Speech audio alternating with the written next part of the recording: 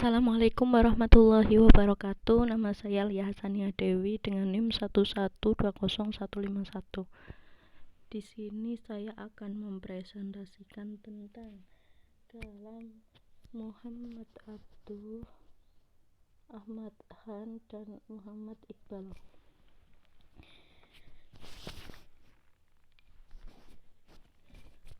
Yang pertama, kalam Syekh Muhammad Abduh. Riwayat kehidupan Syekh Muhammad Abduh.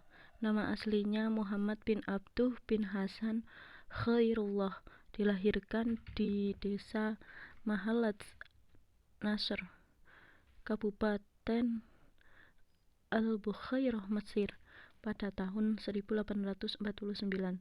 Riwayat studinya di Universitas Al-Azhar, Mesir. Pada tahun 1871 dan di bawah bimbingan pamannya, yaitu Jamaluddin Al-Afghani, dan berguru pada Jamaluddin Al-Afghani. Ia didorong oleh Al-Afghani untuk aktif menulis bidang sosial dan politik di Surat Kabar Al-Ahram, Kairo, mengajar di Al-Azhar Darul Ulum, dan di daerahnya. Al-Afghani diusir dari Mesir karena mengadakan gerakan penentangan terhadap pemerintah pada tahun 1879, yang mana ia juga ikut diusir, tapi hanya di luar Mesir, di luar Kairo. Singkatnya, ia terus mengikuti Jamaluddin Al-Afghani yang berada di Paris. Di Paris, mereka terus menyuarakan penentangan atas penjajahan darat. Tahun 1899, Abduh diangkat menjadi mufti Mesir, yang mana dijabat sampai ia meninggal dunia di tahun 1905. Pemikiran kalam Syekh Muhammad Abduh. Yang pertama, kedudukan akal dan fungsi wahyu. Ada dua persoalan pokok yang menjadi fokus pemikiran Abduh, sebagaimana diakuinya, yaitu yang pertama, membebaskan akal pikiran dari belenggu-belenggu taklid yang menghambat perkembangan pengetahuan agama sebagai hak salaf al-ummah, ulama sebelum abad ketiga Hijriah, sebelum timbulnya perpecahan, yaitu memahami langsung dari sumber pokoknya Al-Quran. Yang kedua,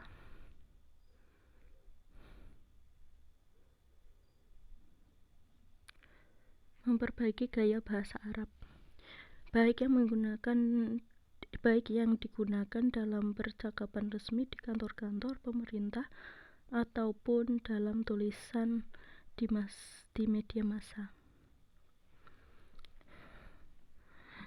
Menurut Muhammad Abduh, akal dapat mengetahui hal-hal berikut ini. Yang pertama, Tuhan dan sifat-sifatnya, keberadaan hidup di akhirat, kebahagiaan jiwa di akhirat tergantung pada mengenal Tuhan dan berbuat baik, sedangkan kesengsaraan digantung pada tidak mengenal Tuhan dan perbuatan jahat. Yang keempat, kewajiban manusia mengenal Tuhan. Yang kelima, kewajiban manusia untuk berbuat baik dan menjauhi perbuatan jahat untuk kebahagiaannya di akhirat. 6. Hukum-hukum mengenai kewajiban-kewajiban itu.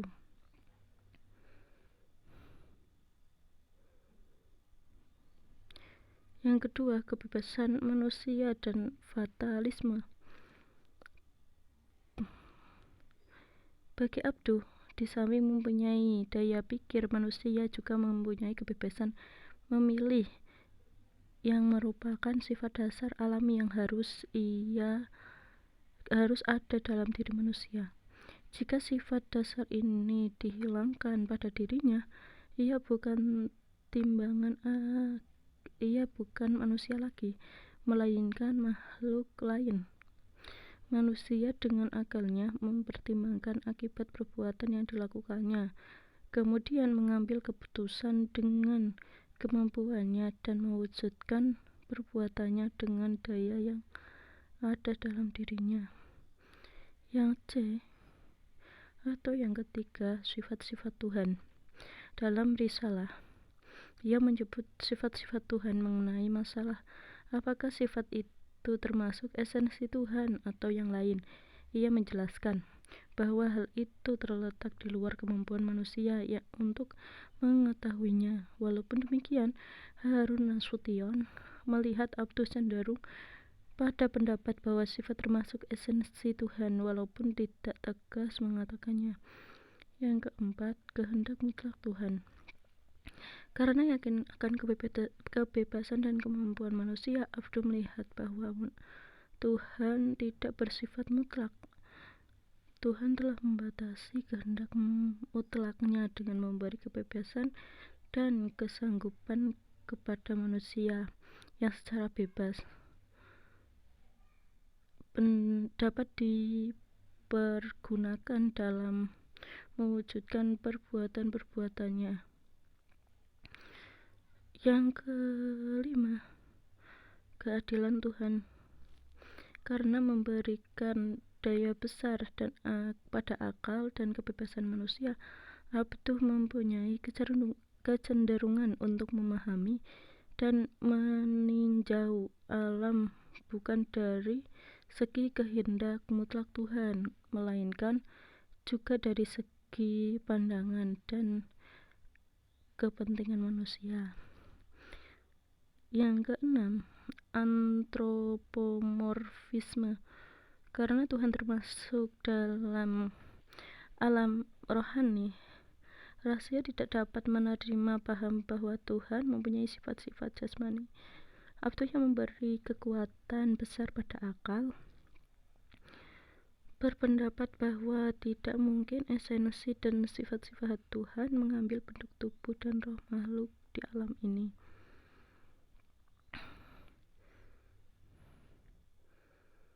Yang ketujuh, melihat Tuhan. Muhammad Abduh tidak menjelaskan pendapatnya. Apakah Tuhan itu bersifat rohani? Itu dapat dilihat oleh manusia dengan mata kepalanya. Perbuatan Tuhan. Karena pendapat bahwa ada perbuatan Tuhan yang wajib, Abduh sepaham dengan Mu'tazilah dalam mengatakan kepada wajib bagi Tuhan untuk berbuat yang terbaik bagi manusia. Yang kedua, kalam Syed Ahmad Khan. Syed Ahmad Khan lahir di Delhi pada tahun 1817, yang menurut keterangan berasal dari keturunan Husain, cucu Nabi Muhammad SAW, melalui Fatimah dan Ali. Neneknya Syed Hadi adalah pembesar istana pada zaman Alamgir II pada tahun 1754 sampai 1759, mendapatkan pendidikan tradisional dalam pengetahuan agama, menguasai bahasa Arab dan Persia dengan baik. Umur 18 tahun sempat bekerja di Serikat India Timur dan sebagai hakim, lalu kembali lagi ke Delhi. Kemudian ia mulai mengarang buku-buku tentang keislaman seperti Ashar As-Sanadid.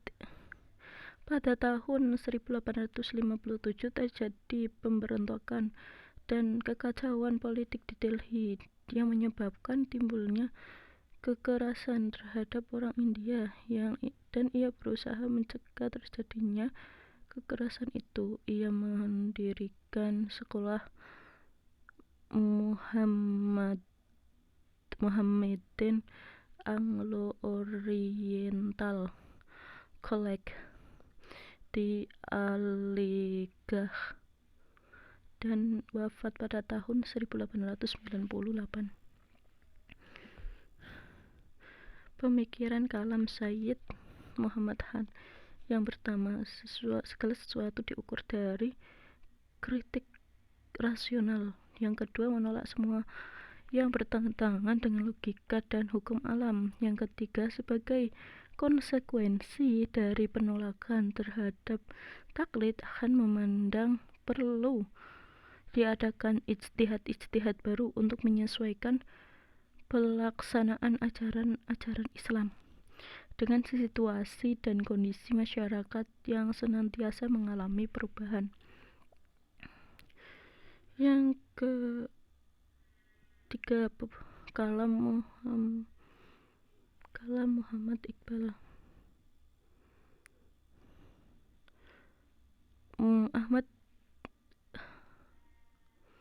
Riwayat kehidupan Muhammad Iqbal. Muhammad Iqbal lahir di Sialkot tahun 1876, berasal dari keluarga kasta Brahmana Kashmir yang taat beragama Islam.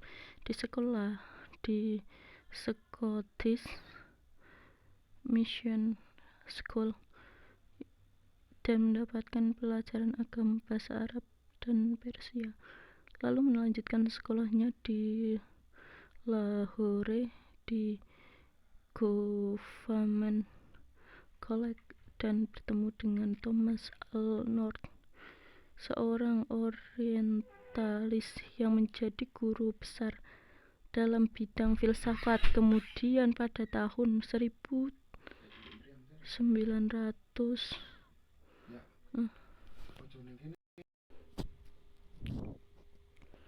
Kemudian pada tahun 1905 ia pergi ke Inggris untuk belajar filsafat di Universitas Cambridge, lalu dilanjutkan untuk belajar filsafat di Universitas Cambridge, lalu dilanjutkan untuk meraih gelar PhD.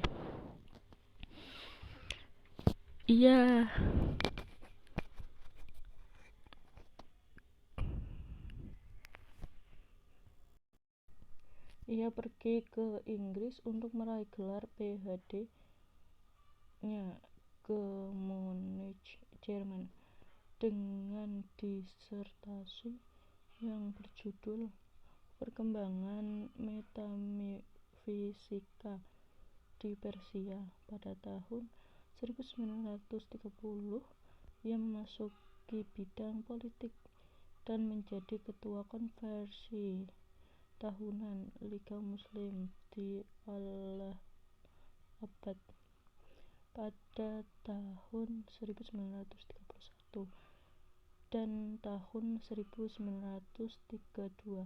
ikut konferensi meja bundar di London. Meninggal pada tahun 1935. Pemikiran kalam Muhammad Iqbal. Yang pertama, hakikat teologi. Yang kedua, pembuktian Tuhan. Yang ketiga, jati diri manusia. Yang keempat, dosa. Yang kelima, surga dan neraka. Yang pertama, hakikat teologi. Secara umum beliau melihat teologi sebagai ilmu yang berdimensi keimanan, mendasar pada esensi tauhid. Di dalamnya terdapat jiwa yang bergerak. Pandangannya tentang ontologi teologi membuatnya berhasil melihat anomali atau penyimpanan yang melihat pada literatur ilmu kalam klasik. Yang B. Pembuktian Tuhan. Dalam pembuktian esensi Tuhan atau menolak argumen kosmologis atau ontologi, beliau juga menolak argumen teologis dan berusaha membuktikan eksistensi Tuhan yang mengatur ciptaannya dari sebelah luar. Walaupun demikian, beliau menerima landasan teologis yang imamen tetap tidak ada. Yang ketiga, jati diri manusia. Paham dinamisme beliau berpengaruh besar terhadap jati diri manusia. Penelusuran terhadap pendapatnya tentang persoalan ini dapat dilihat dari filosofisnya. Kata itu diartikan dengan kepribadian. Manusia hidup untuk mengetahui kepribadiannya serta mengatakan dan pengembangan bakat-bakatnya, bukan sebaliknya, yakni melemahkan pribadinya, seperti yang dilakukan oleh para sufi yang menduduki jiwa sehingga fana dengan Allah. Yang keempat, dosa. Beliau secara tegas mengatakan dalam seluruh kualitas bahwa Al-Quran menyampaikan ajaran tentang kebebasan ego manusia yang bersifat kreatif tentang kejatuhan Adam, sebagai kisah yang berisi pelajaran tentang kebangkitan manusia dari kondisi primitif yang dikuasai hawa nafsu naluriah kepada pemikiran kepribadian bebas dengan diperoleh secara sadar sehingga mampu mengatasi kebimbangan dan kecenderungan untuk membangkang dan timbulnya ego terbatas yang memiliki kemampuan untuk memiliki. Yang kelima, surga dan neraka. Kata beliau adalah keadaan, bukan tempat. Gambaran-gambaran tentang keduanya di dalam Al-Quran adalah penampilan-penampilan kenyataan batin secara visual, yaitu sifatnya. Neraka menurut rumusan Al-Quran adalah api Allah yang menyala-nyala dan yang membumbung ke atas hati. Dan surga adalah gambaran karena mendapatkan kemenangan dalam mengatasi berbagai golongan yang menuju pada perpecahan. Sekian dari saya. Wassalamualaikum warahmatullahi wabarakatuh.